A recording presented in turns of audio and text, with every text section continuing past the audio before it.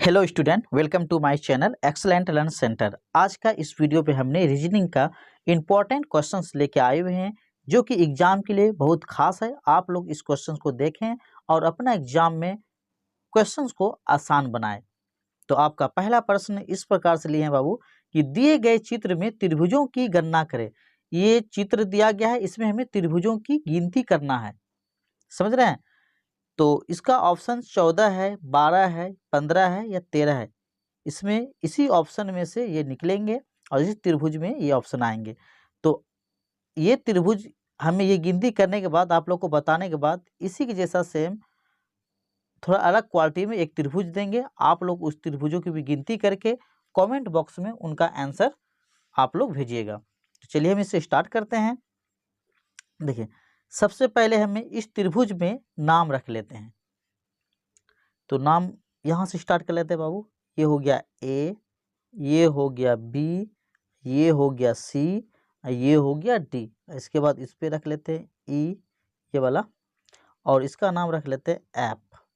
ठीक है ना? इस प्रकार से हमने त्रिभुजों का नाम रख लिए। अब इसमें सबसे पहले ध्यान देना होगा। देखिए, सबसे पहले देखो, इसमें ए बी डी एक बड़ी त्रिभुज बन रहा है।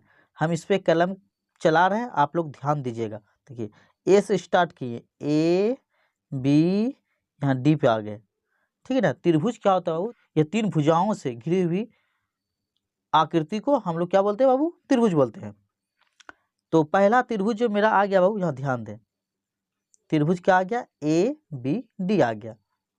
ए बी डी, ये त्रिभुज की संख्या 1 है बाबू। ठीक है ना? दूसरा त्रिभुज हम ध्यान दीजिएगा, इसमें क्या आ रहा है?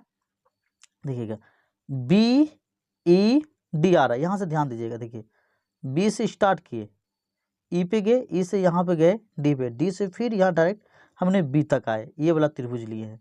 तो क्या हो गया? इसका नाम रख लेते हैं बी ई डी, कोमा।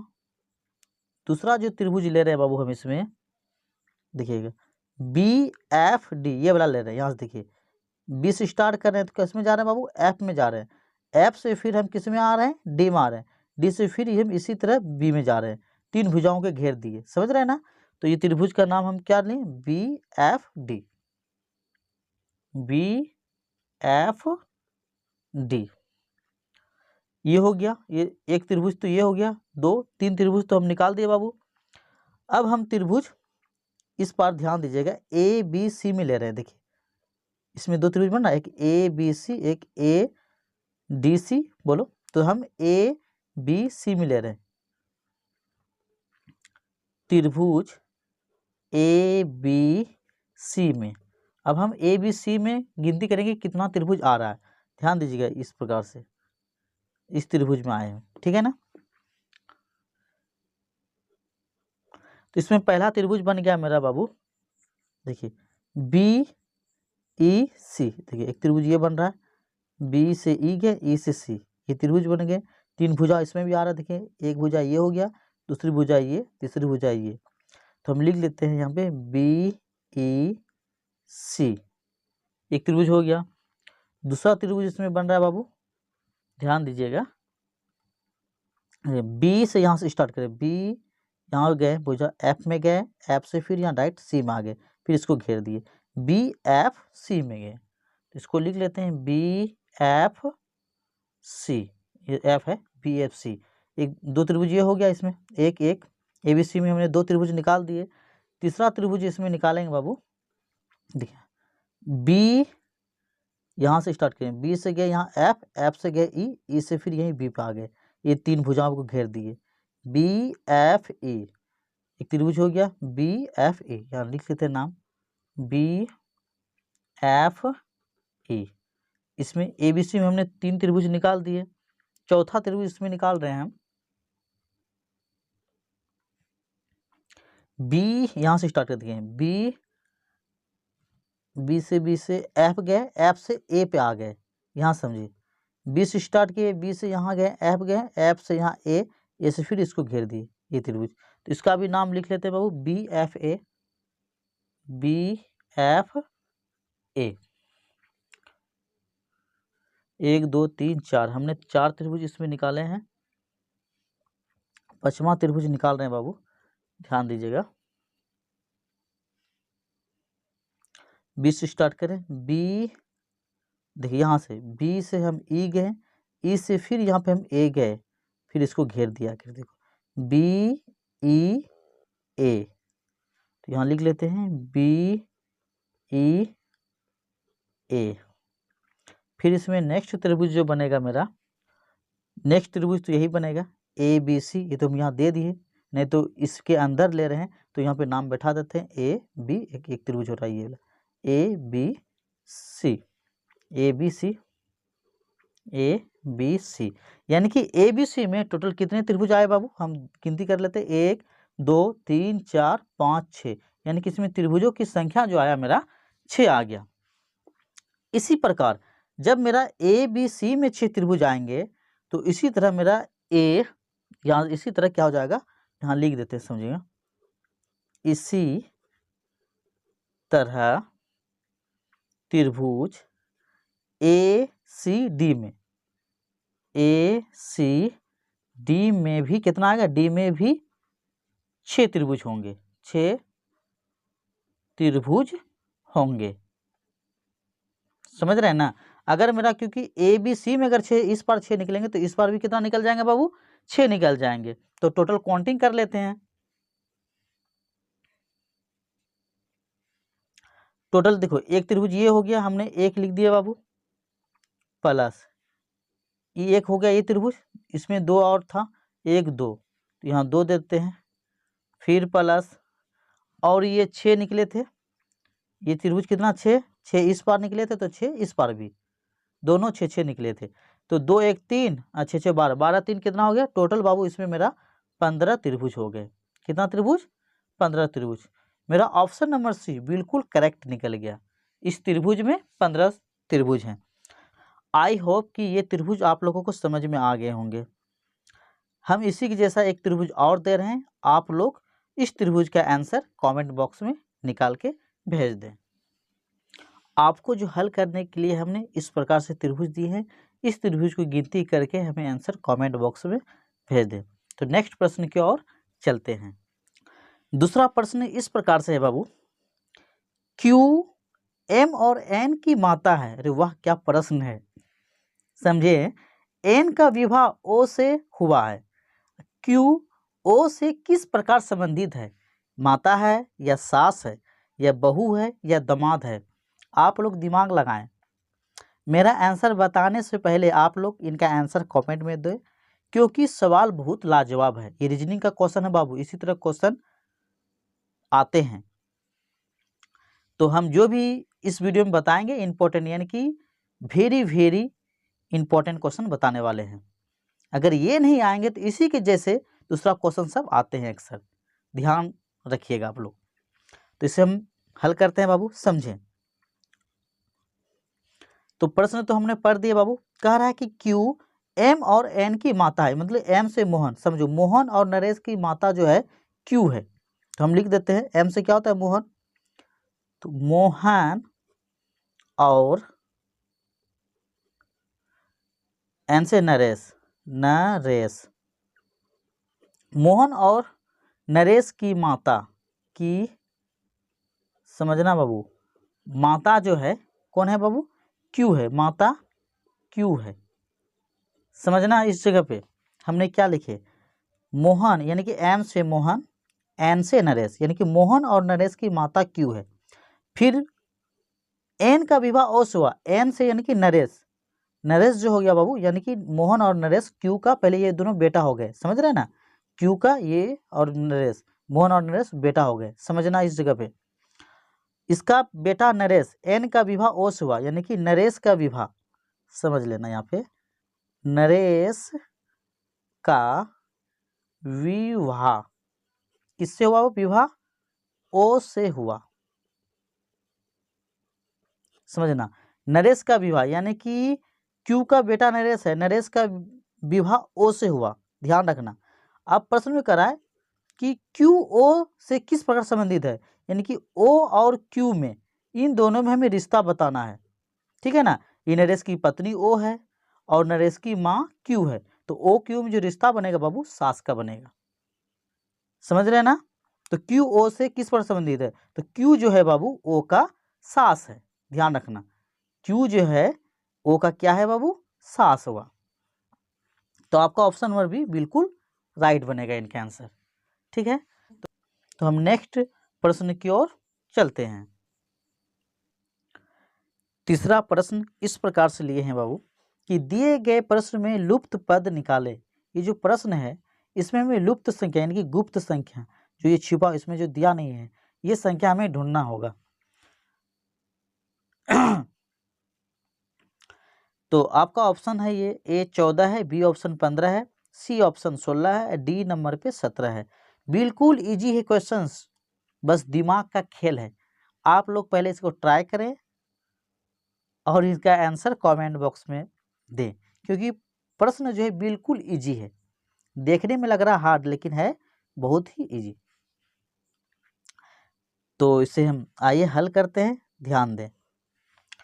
पहला तरीका, इसको दो तरीका से बताएंगे। पहला तरीका तो ध्यान रखना कि हमें बाएं से दाएं पुराना है। क्या? बाएं से दाएं। बिल्कुल शॉर्ट तरीका से बताएंगे। अगर इन दोनों को जोड़ रहे हैं बाबू, पहला तरीका, तो 6 5 क्या हो रहा है? जोड़ेंगे तो 11, ये करेक्ट पुर रहा है। दूसरा 7 6 जोड़ेंगे 7 और 6 तो 13 पुर रहा है। तीसरा अगर 8 7 जोड़ेंगे तो 15 पुर रहा है, क्योंकि ऑप्शन नंबर बी बिल्कुल राइट है।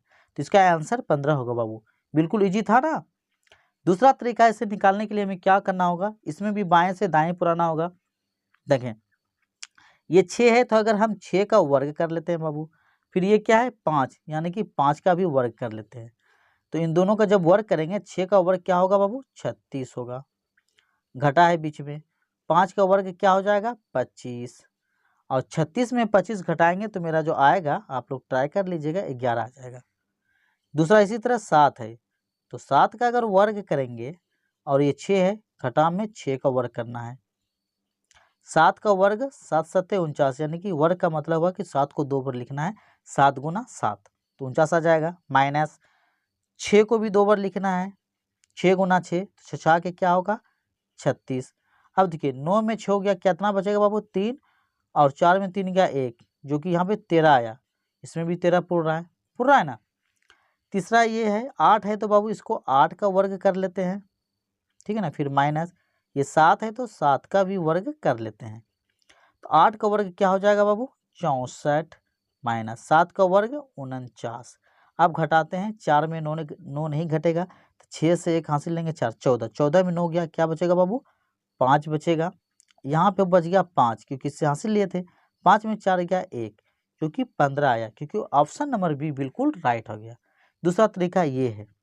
आई होप कि आप लोग को ये प्रश्न भी समझ में आ गए होंगे। तो नेक्स्ट प्रश्न की ओर चलते हैं। चौथा प्रश्न मेरा इस प्रकार से है कि 10 अनुपात 99, फिर समानुपात का चिन्ह है, फिर 9 अनुपात यहाँ क्वेश्चन मार्क का चिन्ह है, यानी कि यहाँ पे हमें आंसर निकालना होगा। ऑप्शन मेरा इस प्रकार से दिया गया है, तो आइए हम हल करते हैं। हमें इनके साथ इनका संबंध बनाना होगा। समझ रहे हो संबंध क्या मतलब? इनके जरिए से हमें ये पुराना होगा 99, ठीक है ना? तो कैसे पुराए समझे।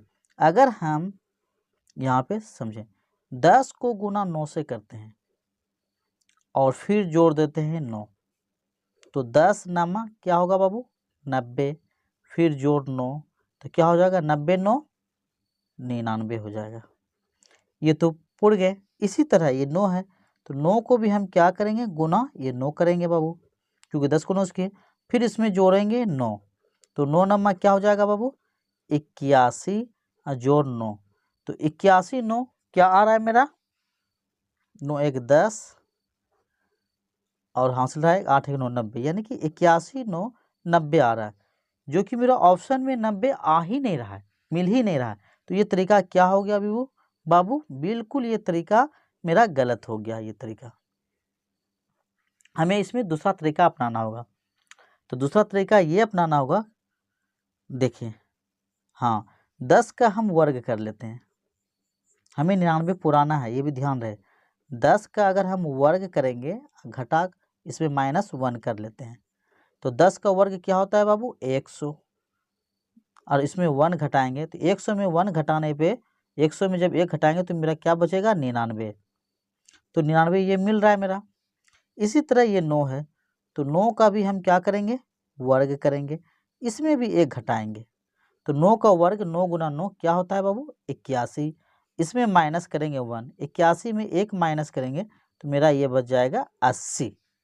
तो 80 मेरा ऑप्शन नंबर बी में मिल रहा है, ये मेरा करेक्ट आंसर निकलेगा। इस तरह के सवाल हो तो आप लोग इस तरीके से भी बनाने की कोशिश कीजिएगा, सिर्फ इसमें दिमाग का खेल होता है। ठीक है, तो नेक्स्ट प्रश्न की ओर चलते हैं। प्रश्न नंबर 5 और अंतिम प्रश्न है ये। अंतिम प्रश्न इस प्रकार से है बाबू, यदि a बराबर 1 एवं ARE बराबर 24 तो SMART का मान क्या होगा। अगर इस प्रकार से प्रश्न आए तो आप लोग डरे नहीं, बिल्कुल शॉर्ट तरीके से बताएंगे कि आप लोग को एक ही बार में पूरी की पूरी आप लोग समझ जाएंगे। इनका ऑप्शन इस प्रकार से दिया है, ठीक है ना। तो आइए हम इसे हल करते हैं, समझिए। इसमें सबसे पहला काम जो करना होगा बाबू, हमें A से Z तक लिख लेना है। समझ रहे हैं ना, A से हमें Z तक लिख लेना है। A B C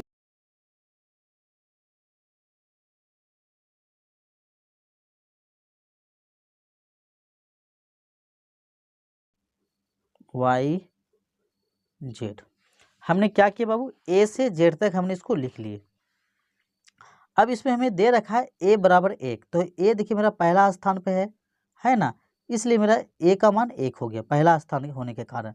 तो A बराबर हमें जो मिला है बाबू, ध्यान रखें, हमें जो मिला है यहाँ पे A बराबर क्या मिल गया है 1 मिल गया है, समझ रहे ना। उसी तरह हमें ARE का मान 24 जो आया है किस प्रकार आया, पहले हमें इससे जान लेना होगा, ठीक है ना। तो समझ लेते हैं, ARE का मान जो आया, देखिए A मेरा पहला स्थान पे तो इसलिए मेरा 1 हो गया, फिर प्लस R, A से Z तक हमें काउंटिंग करना है कि R जो है कौन सा स्थान पे है। तो 1 2 3 4 5 6 7 8 9 10 11 12 13 14 15 16 17 18, R जो है बाबू 18वें स्थान पे है। तो हमने ये जो R आया 18वें स्थान पे है, समझ लो। और A जो है मेरा पहला स्थान पे है। दूसरा इसमें ई हमें देख लेना है, 1 2 3 4 5, ई जो है मेरा 5वें स्थान पे है, इसमें 5 ऐड कर लेते हैं। तो 18 5 23, 23 से कितना हो गया बाबू 24, जो कि मेरा ये 24 बिल्कुल राइट हो गया। इसी तरह हमें SMART स्मार्ट का मान निकालना है। तो SMART